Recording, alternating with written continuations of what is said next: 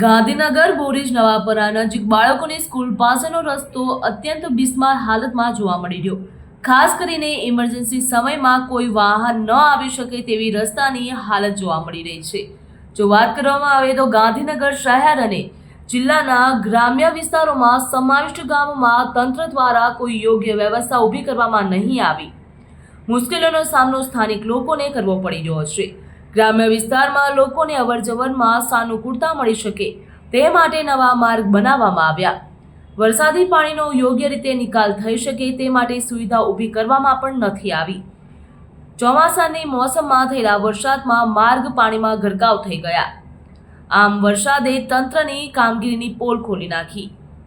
તમામ રસ્તા ધોવાઈ ગયા, જે અવરજવર કરતા વાહન ચાલકો માટે તેમજ લોકો માટે ભયજનક સાબિત થઈ રહ્યા છે.